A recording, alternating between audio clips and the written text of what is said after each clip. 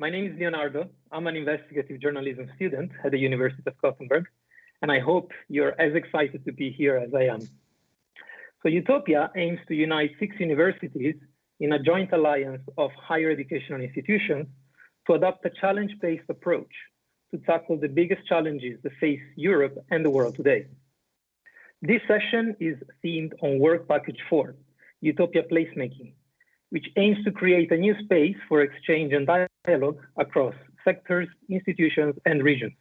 EUTOPIA wants to foster inclusivity and address challenges that stem from the stubborn levels of inequality that trouble all economies.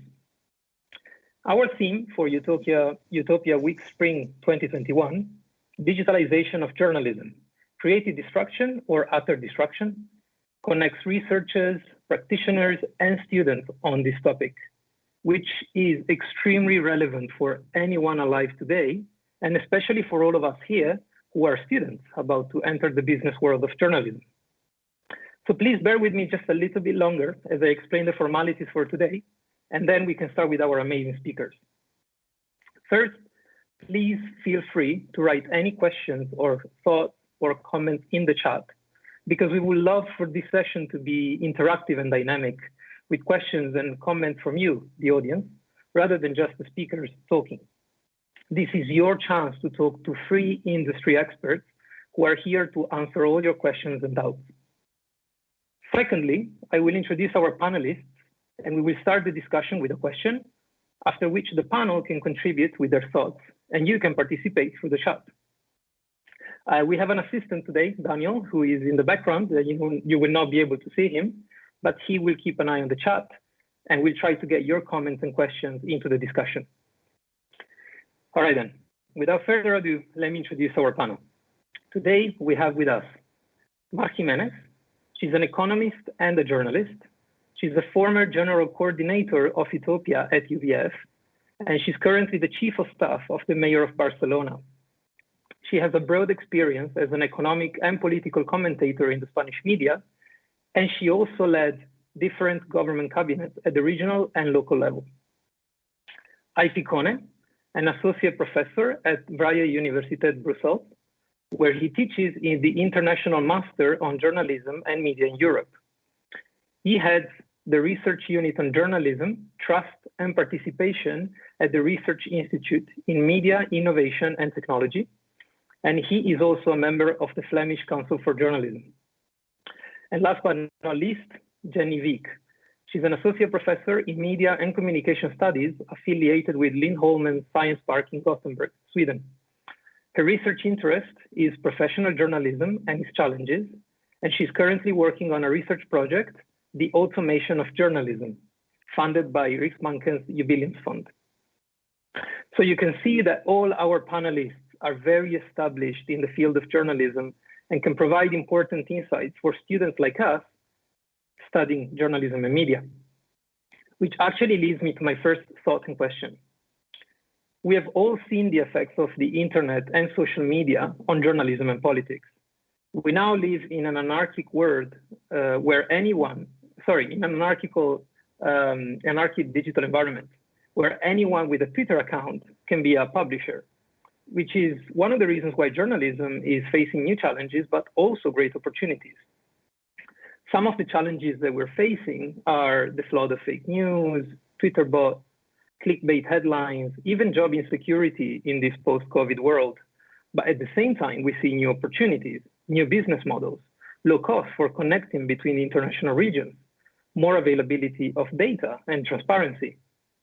So what are the consequences of all of this for democracy, and how can the EUTOPIA universities prepare students in general and students in journalism in particular to face this new and changing digital media landscape? And I think our first question is addressed to you, Mar.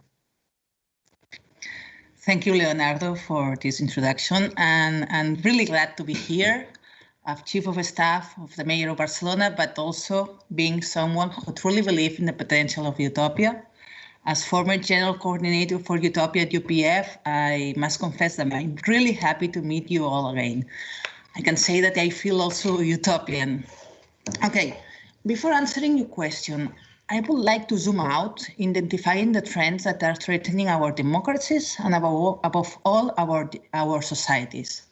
First, in its beginnings, internet was expression of freedom, allowing a broad diversity of social and alternative movements to have an independent and autonomous channel of communication and self-organization. But today, internet and all the social networks, especially Twitter, have become the battlefield of a dramatic disinformation campaign.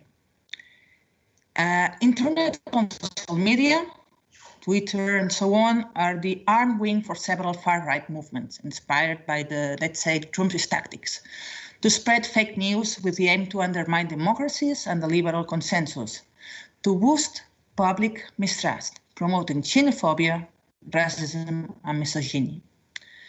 We could also think in examples of these practices in all our countries.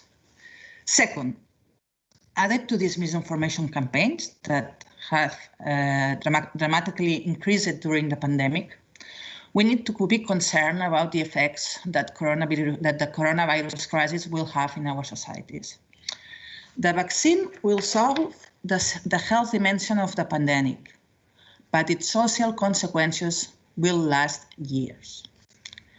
Too many people have suffered during the last year the effects of poor housing, being badly equipped for homeschooling and home working, low attention to mental health problems, high risk of economic insecurity. We all know about the newly poor people in our cities, and these problems will turn and are turning into declining public trust. The trust in governments are collapsing. Within inequalities, geographic, health, racial, gender, digital, and economic, have been exacerbated by COVID. And there are groups that are suffering the social impact of the virus, the crisis, in a very several way, and such as young people. And also they are suffering from mental health problems. Children, low-income households, and also again, young people. So, third point, which are the consequences of the two trends that I already mentioned? From my point of view, the social consensus that has been the pillar of the European societies for the last 50 years is collapsing. We need to build all together, citizens, governments, media, academia, a new one social consensus, a new one social contract. Let's make it clear. We are in a threshold. We are in a turning point of the European history, but I'm hopeful, especially because of you, because of the students of the European project that is EUTOPIA. So now, I'm sorry, eventually answering your question. Sorry for my long digression.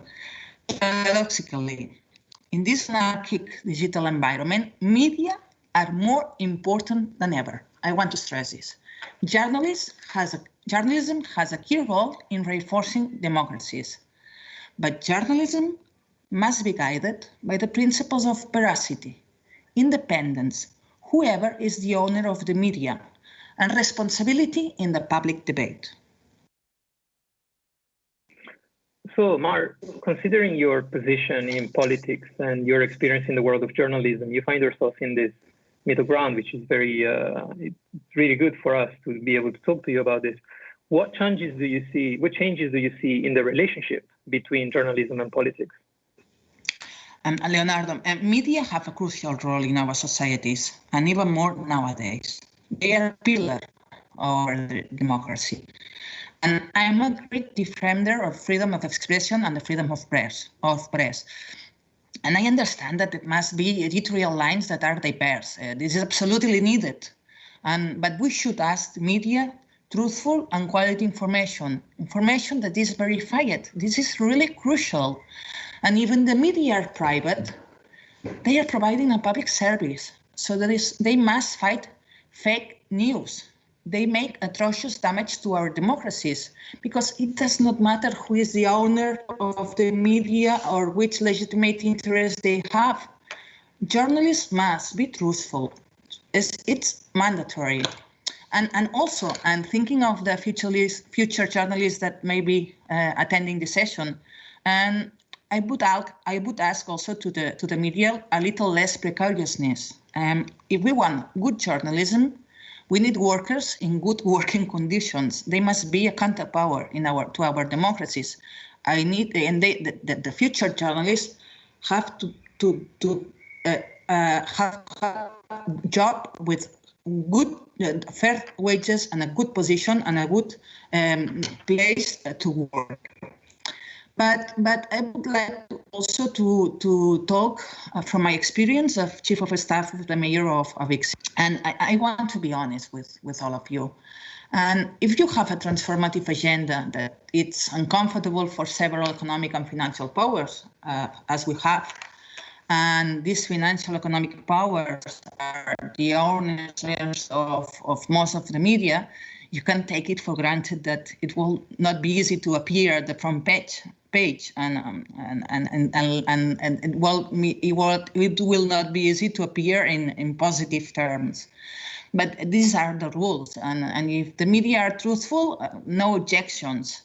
And actually, all media should act as counterpower in our societies. But lastly, I want to be honest with you. And day by day, our government, the mayor, deals with fake news attacks, dramatic fake news attacks.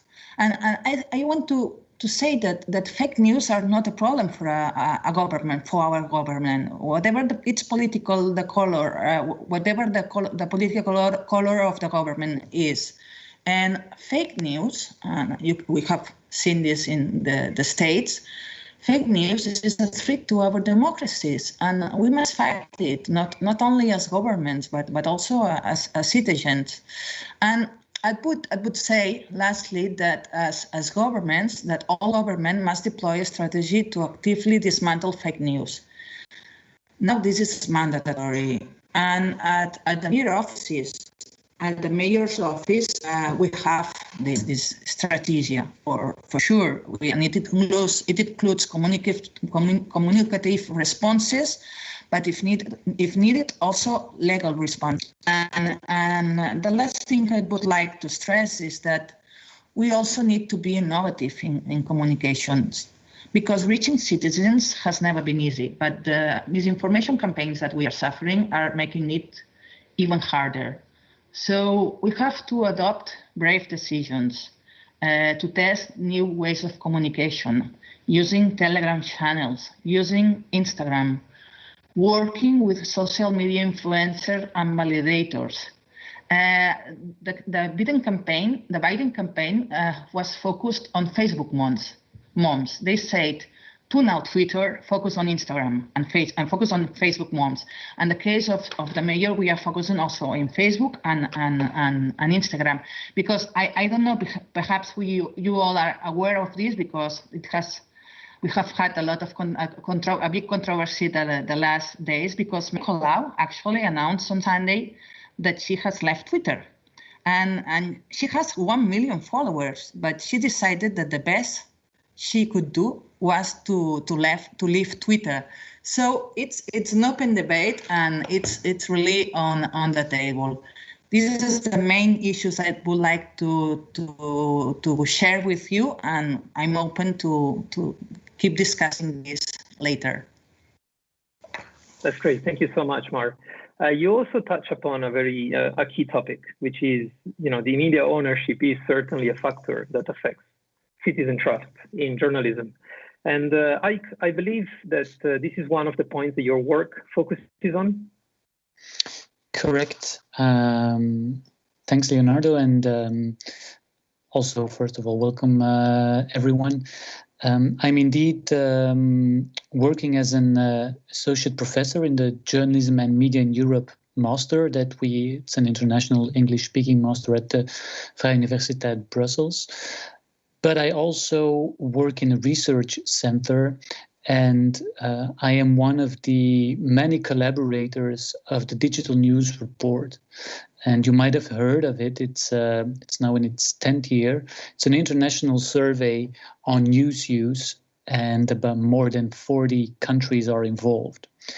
And so there, trust has been a key concern and also a key question that the researchers have been asking. And it's clear that the trust in the news is also declining over time. With maybe a bit of a positive note to mention already is the fact that we see that the pandemic has stopped that trend in various countries. Because at moments of crisis, and that's the irony of things, people do flock to mainstream media and do flock to journalism, and journalism with a history, with a reputation. And so, it's a positive sign for me that when things really matter, people tend to go back to these media they trust. And I think that's one takeaway also in the things that Mar said up to now, is that indeed we might be at a point where things start to matter more than they might have for a while. And by that I mean also that regardless of all the polarization that we feel and that has been there always, and that is not always bad, in the sense that, left, right, old, young, that these are all linings that are part of a democratic debate where you have different opinions and different views. But what you sometimes see now in these attacks are on people or on institutions are attacks on democracy itself. And there you see that indeed things start to matter more, because this is, I believe that it's kind of a form of societal connection that or organization that we don't want to lose. So coming back concretely on the trust aspects, so we see that it's been in decline, and it's also, there's a big difference in countries or between countries. So for example, in 2020 we saw that in Finland we see a 65% trust in news in general, also in Portugal around that number. In France, it's only about 20%. So we have to be careful, and some countries might be in a different media state, or the media might be in a different state than in other countries. What's clear, however, is that societies that seem to trust media less, it's not necessarily because the journalism is worse there. And again, it connects to a few things that Mar was saying, because that would be the easy answer. Look, we as journalists or future journalists, we are noticing that trust in this institution is going down. But the reason might not be only because of the journalists. It might be also because of politicians, for example, discrediting the media. I think there Trump was the example which is most common, but we have many more also in Europe. Another thing might also be that when trust in general is in the institutions, be it parliament, be it government, in a country is decreasing, it also tends to reflect on journalists. And so it's quite a complex situation we are in here. So last point maybe is that this way of distrusting the media might definitely not be the media's fault or only the media's fault. And younger peoples might also be more ambivalent in what they expect from journalism. And I think that connects to what Mar was saying. I also do believe that trustworthiness, factual information is still key for journalism. It's going to be the only thing that is going to be ammunition against all the attacks. If you're going to be too much into advocacy, for example, or going to side too much with one or the other political ideology, then you will be put away as part of the problem, as biased, etc. And I think in the end, it's going to hurt journalism more than it could. It might gain you audiences on the short term, but as an institution, it will hurt journalism. That doesn't mean that also specifically younger audiences are a bit more ambivalent. They turn to mainstream media at times of crisis, but they also want authentic stories, powerful stories that give another angle on things. They are happy to be challenged a bit more. They don't like the he said, she said kind of political debates that don't really bring any new information or solution to the table. And that, I think, is something we can start building on to, again, think about new perspectives. What kind of journalism can we bring that is truthful, factual, but also authentic, interesting, committing, motivating for citizens? Right. Fake news is definitely a challenging point for journalists. I mean, we keep mentioning it, and it makes me wonder for upcoming journalists. So people like me who have very little experience in the field or even no experience at all, what can we do to prepare ourselves for a world of disinformation, fake news, and this general distrust in the media? Yeah, that's definitely a point of attention to start working with. For me, the key point there is a kind of realization that fact-checking is an important aspect, but only part of the solution. Otherwise, I'm afraid that some elements will be overlooked. So once journalists also start to realize that, and they know that, but I know it has to be top of mind, that people do not work in rational ways. Like news consumption is a much more emotional, affective experience than you might think when you reflect on journalism as this rational way of presenting information and factual, rational process. Well, it's consumed in much more different ways. So people might react very emotional to certain stories. People might know that something is not true and still decide to read it. They might not trust an organization, but still want to read what they are saying. They might be sharing even information they know is false, but it fits their viewpoints or their own agenda. So once you start realizing that, I think you can also think about different ways of doing journalism, not ways that are less, not saying that you have to abandon the factuality, but you can start presenting things in another way, maybe also be aware or be sensitive to the specific positions of certain members of the audience. How do you engage in discussions with anti-vaxxers, for example? Well, there are people working with that. Prevention workers, people that work with specific target groups. So it might be that as a journalist, you need to also open your horizon and look for what other experts can help you do to do that, to bring that kind of journalism that is interesting and useful for citizens.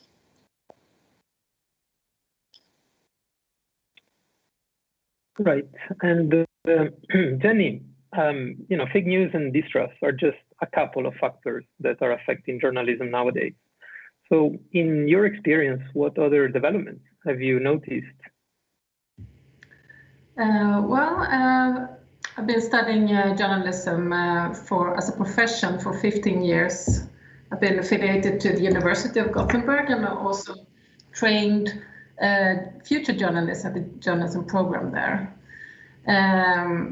I've also been active in the field of investigative journalism. I've been a part of developing the MIJ program, Master of Investigative Journalism, which you're taking, Leo. During this whole period of time and my collected experience, I've seen many changes of the conditions for journalism as an autonomous force in a democratic society. And many of these developments are tied to digitalization somehow. And starting on the positive side, I mean, there's pros and cons, as we heard.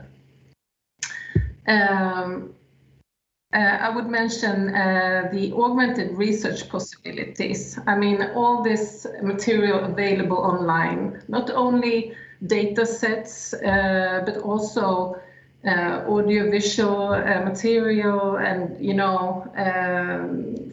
discussions on social media, etc. So much information available to journalists in their creation of stories. And this has, of course, made news coverage easier to every journalist, but it also created new kinds of journalism, which we see especially in the field of investigative journalism, where we have different open source agencies like Air Wars or Syria Archive, which works directly on the open source material, collecting that from social media and also satellite material and everything to investigate conflict zones, which was previously hidden for the public and journalists. So that's one thing. And then we have, of course, extended impact of news stories because the audience are not limited to national or local level anymore. And one example of that is the Boston Globe investigation of pedophiles in Catholic Church, which was featured in the film Spotlight. That story was from the beginning a local story in the US, but that got global impact and also triggered new investigations and a global discussion on this important topic. And then, of course, we have,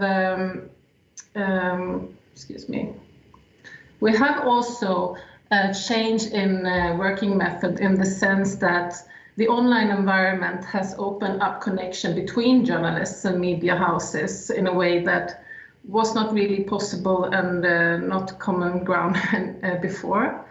We can see that, for instance, in the investigation of Panama Papers, where journalists in different countries work together on the same global issue and collected material that was actually transnational to uncover tax fraud, etc. So that's a great opportunity, as these issues are not local anymore or national, but international. And we also have, of course, I mean, we have a lot of new publishers online. It's not only professional journalists anymore. And that could be both good and bad, of course. I mean, it raises questions about the professionality of journalism, but it also opened up for new voices and perspectives that was previously excluded from media. So there was, I mean, there's a lot of opportunities in this new digital environment, but of course, as Maren Eik was talking about, we can see a lot of downsides. And if we look at the possibilities for journalists to do their job, it has become more difficult as well, because the digitalization has opened up new arenas for advertising. So advertisers have moved their investments elsewhere and left the media houses with very troublesome financial situations. So we've seen this for decades now. That has led to severe downcuts of newsrooms in most Western countries. So this is a Western perspective. In other areas of the world, we can see actually a reversed development.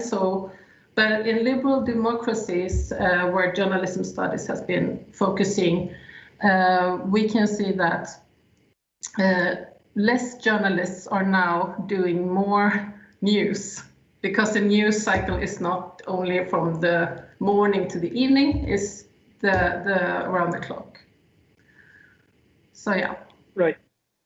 Yeah, well, thank you for mentioning the open source agencies like the Syrian Archives and Air Wars.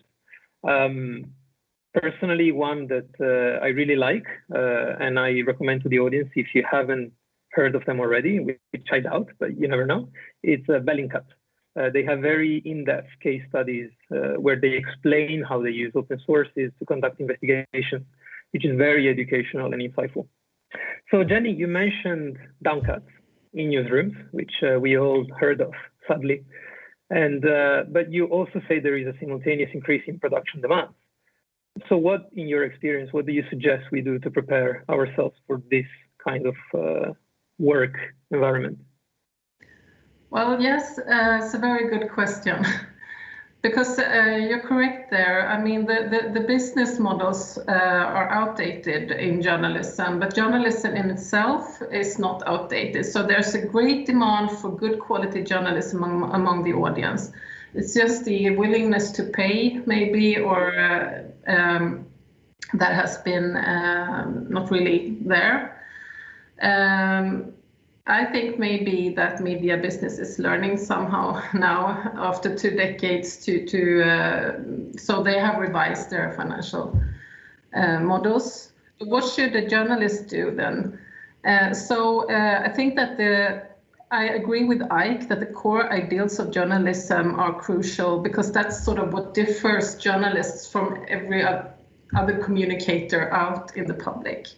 So the autonomy and the public interest and working on ethical codes, that are what I mean, there are a lot of people doing that, but that is what creates legitimacy for journalism among the stakeholders, I mean, other stakeholders in society. But I also think there is a need for journalists to try to adapt to this new environment, and maybe we're working really hard with that in journalism departments, of course, try to provide the skills and perspectives needed for future journalists. And of course, that could mean, for instance, that you're not working towards an editor. Maybe you don't get a permanent position that easily. So maybe you need to work differently to get a foot into the labor market. So emphasizing networks, or maybe personal branding, and how do you work with creating your own career when organizational ties are loosening up. I mean, there's still a lot of possibilities, and we see that our students get jobs, but it's not the same anymore, of course, you're quite right. I also think that maybe we need to look at new skills and methods that, of course, we talk about digitalisation and technology. The technical understanding is also important, I think. Not everybody needs to become a programmer, but you need to understand what consequences do digitalization have to society, and what does it have for journalism? Try to be up to date with the possibilities of that. Okay, and what about AI, since that's your field of study right now? What challenges and opportunities does AI and automation provide journalists? Yeah, AI and automation is a new upcoming research interest in journalism studies, of course.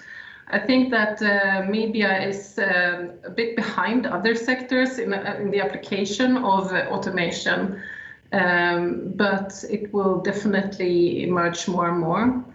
And that will mean some good things, hopefully, that it can free journalists from very mundane and boring tasks to do more qualitative analytical work. So that is one a good thing, and it can also increase the coverage on some parts of different fields or regions where journalists don't really, where they not have time and resources. And of course it can also, which is probably the first measure, is to personalize the content for the audience, making it more relevant. There are things to be discussed there, but it could be a good thing because people may find journalism easier to access in that way. But of course, when we look at research of the implementation of AI in newsrooms, it also points to a loss of jurisdiction for journalists because new competences are needed in a newsroom. The technical competence are now entering into the actual news production in a way that wasn't really there before. So journalists need to collaborate, and there are, of course, interesting negotiations of what is gonna be done and how. And there are research pointing to a different logic entering news work as well, where the technical systems implemented forces journalists to think more like a machine that is more fragmented and also adapted to how the news systems are being created. So that is something to be to have a discussion upon, of course. This is actually really interesting. And you say that journalists, we need to learn how to think like a machine. Can you give a few more examples of what you mean, and how does the Utopian universities plan to tackle this new challenge?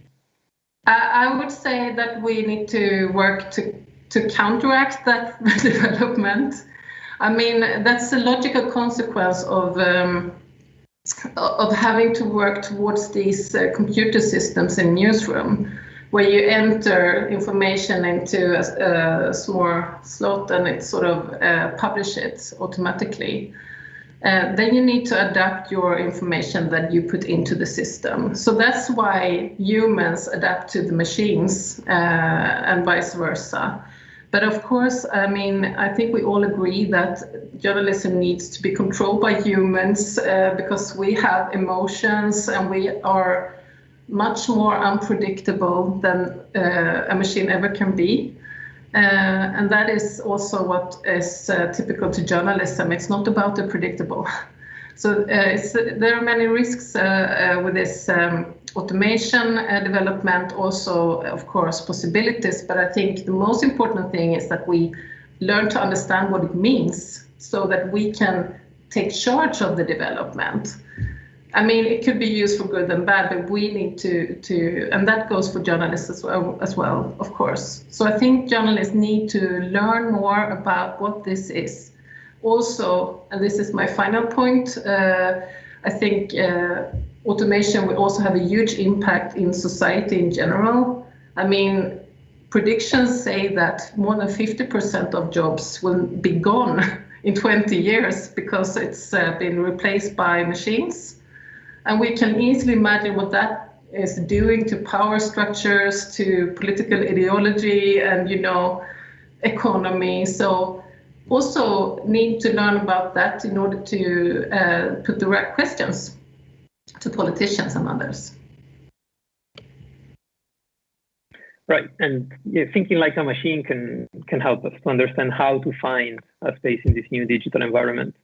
But I guess as humans, we have characteristics that machines cannot replicate. So Ike, what do you think about this? What have you found in your studies, in your research? Yes, it's when I also believe that the human aspect is an aspect that is increasingly also focused on in AI in journalism, in the sense that if you're going to use AI in a news organization to personalize information, for example, that AI will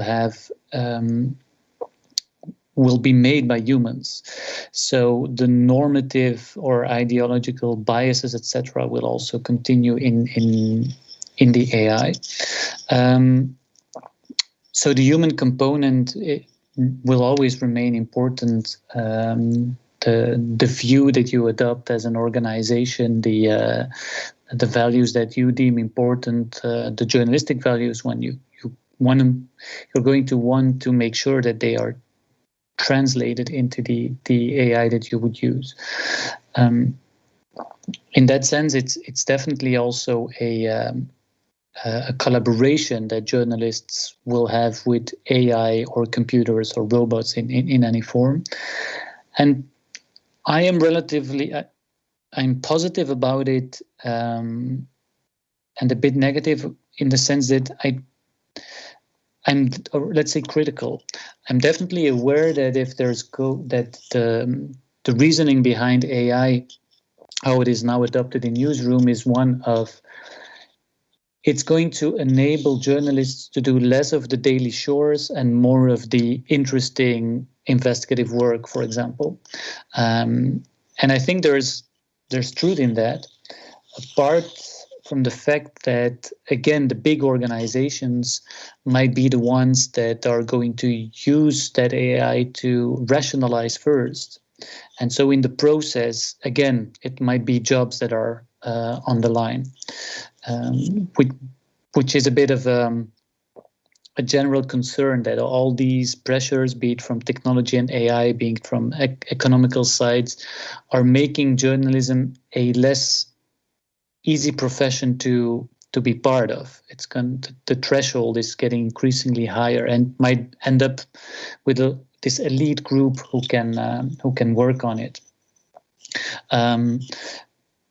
On the other hand, if you are going to be working in such developed newsrooms and organization and work with AI, and the more that's going to be implemented, the more that you are probably going to be able as a journalist to also promote or develop these values, skills, approaches that are much more human in terms of empathy that you could show towards the subjects that you work with, maybe have, for example, more time to be a bit more embedded, to, again, speak with people, experience what people experience, and so report those stories in a much more, let's say, authentic way, with a lot of depth, to convey stories and experiences to the wider population. And I think that can really contribute to a kind of journalism that is connecting people once more to their peers in society, to the public debate. So I'm really looking forward to see how that complementarity between AI and journalism will also incite journalists to look for new ways of writing, thinking, bringing stories to their audiences. Yeah, I mean, this is really interesting. And to be honest, I think we could talk about this for hours, but unfortunately we can't.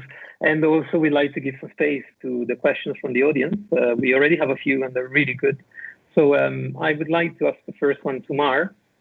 So Mar, you mentioned that we need a new social consensus.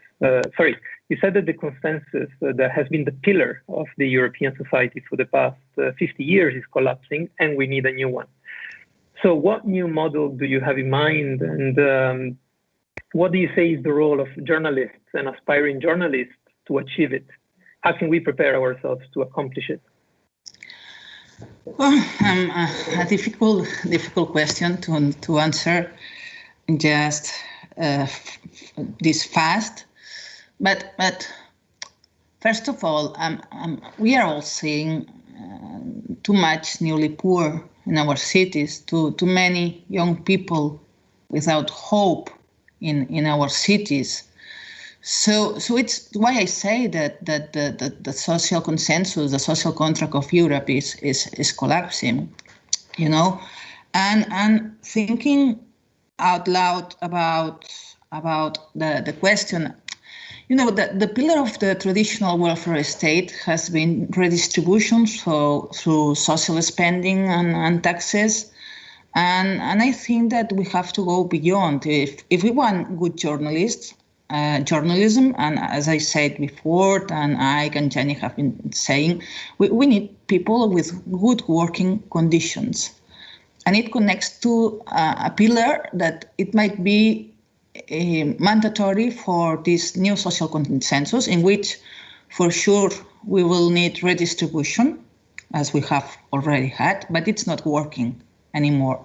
It's not sufficient, you know, it's not enough to guarantee the cohesion in our societies.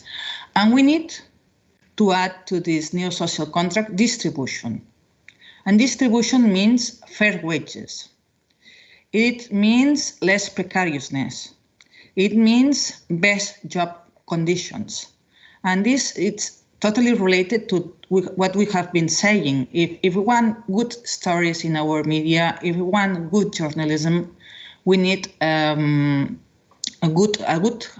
work conditions for our journalists. But if we talk about the new social contract, we need best jobs for all our workers. And this is a key point in the new social contract, a new European social contract.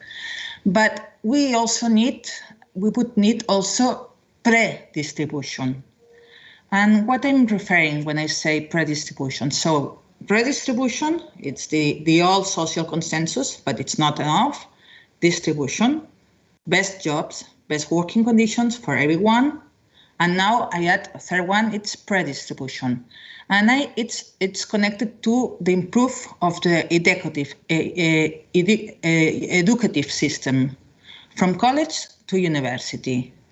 We have to guarantee the capabilities of the young people, whatever it's their neighbor. And we have to take into account also the technological landscape that we have been discussing today. We have to improve the educational system from college to university, and it's really connected to utopia. We have to guarantee that through our universities, we are giving our students the tools in order to be in conditions to tackle the challenges that we'll have in the world. And so this new social contract should have this redistribution, distribution, good jobs, good wages, redistribution, reforming and improving the educational system from college to university. And I think Utopia has important role here. And what's beyond all this? To sum up, we have to share the risks and the consequences of the crisis between corporate, between government, and between citizens, at the local and at the European level. Because I think here it's the European question. It's really, really important. And Europe, it's now a political system. And if Europe is a political system, it needs a social contract. Every political system needs its social contract. We have had this at the local level, we have had it at the national level, but we have to build this one at the European level. We have to reinforce this. And I think Utopia, it's working on this. And I think the Utopia Alliance and joining forces with the 6 universities, it's key. A key question to do is to improve or to guarantee the redistribution, the pre-distribution, but also to build European demos between our students and to help building this political system and a social system that it's mandatory if we want to create this a new social contract for our young people, which is I'm most worried about, because they are the ones who are suffering most and the crisis at this time. A lot of people, but especially young people, it's suffering a lot, the impact of the COVID crisis, and we need to do this. We need to do this, definitely. Yeah, absolutely. And another question for you, but this can also go to the other panelists if you want to comment. So Mar, you mentioned that we have new channels of communication that we need to look into, such as Instagram and Telegram. But do you see any other apps, any other things that we should keep an eye on, like Clubhouse, for example? And how is Utopia reacting to these new apps coming into the market? You make me laugh because we have been studying at the mayor's office the use of new tools such as Clubhouse. We have a team of communication, very good team of colleagues that are working on this. But yes, Clubhouse is on the table, but we need to improve our capabilities using Instagram. We need to improve our capabilities using Telegram channel, or analyze how do we use Facebook, also how we segmentate Facebook, the audiences. It's a complex work that all students of Utopia and of journalism or political science should be aware of. And as I said previously, and last Sunday, the mayor announced that she has left Twitter indefinitely. Actually, nowadays we are discussing within the team which will be our next steps. But we have to improve and be really accurate using each channel, because if you want to address a message using Facebook, this message should be performed and write down different if you want to address this message using Instagram, or you want to use the Telegram channel of the mayor. You have to adapt, and also you have to segmentate the messages.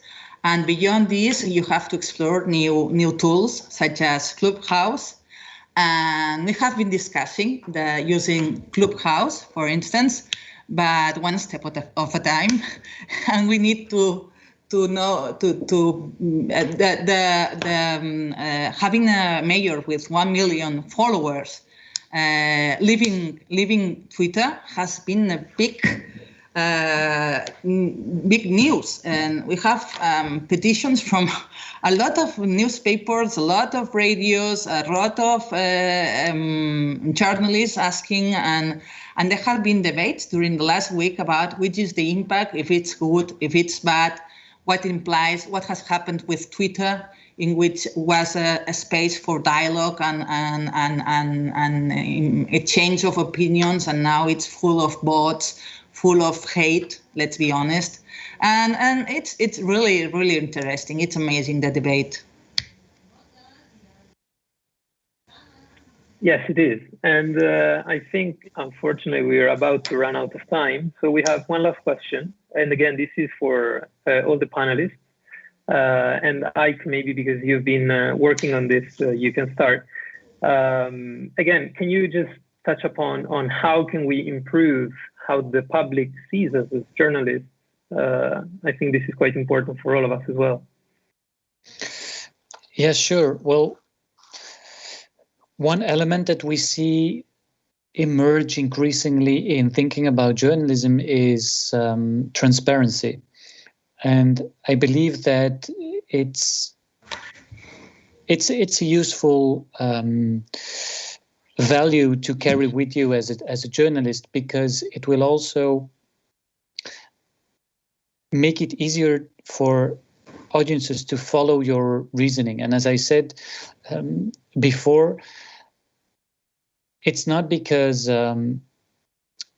journalism should restrain maybe from advocacy, or should be putting its processes and its factuality, truthfulness central, that journalism is without values. And I think the main values that journalism should carry with it, and should also be really upfront about, are values of democracies, are values of human rights and diversity, trust, etc. So these are also values that are under attack, and transparency could be a way there to also give or help journalists find a good way to respond to these attacks by saying, look, I'm going to be really open with you. This is the process that brought me here. This is why I think we should talk about climate change, not only because I believe these things are changing, but because science is telling me so. And at that point, you have to be upfront about the fact that you as a journalist believe in science, or that you as a journalist are defending democracy, for example. So transparency is one of these values that I believe that we should convey also as teachers to our students, and that can help journalists in the future. That's really good to know. And Jenny, do you also want to weigh in? Yeah, I just want to say also that I think European states need to look into the matter of press freedom as well, because I mean, journalists can only do so much. There are other stakeholders as well when you talk about how we see journalism. And I find it really interesting that Ike mentioned it. It's sort of connected to the distrust in all social institutions. So that makes it a social problem and not only a business problem. And then I just want to add as well that platforms and software and you know, the tools journalists use, they are always changing. They're always coming new. So I think the core, I mean, some kind of passion for truth and justice and a curiosity and systemacy in always being there and not letting go on the crucial issues is very important for journalists, I think. And I hope that future students of journalism will have that with you when you go out in society. Thank you. All right, we still have 3 minutes, so maybe we can fit one last question to Mar again. Very short, please. So can you just talk about, you know, we see this new trend where now politicians are going directly to social media to talk to the people rather than going through the newsrooms and journalists. So what do you see? How can we ensure the journalists won't be set aside in the future because of these new platforms? It's complementary, Leonardo, and I truly believe in the future of journalism. If journalism is the good quality, verified, truthful, there's a future for journalism. It's fundamental for our society. It's a pillar of democracy. And yes, the things are changing. There are a lot of technological changes. There are problems of freedom of press and so on.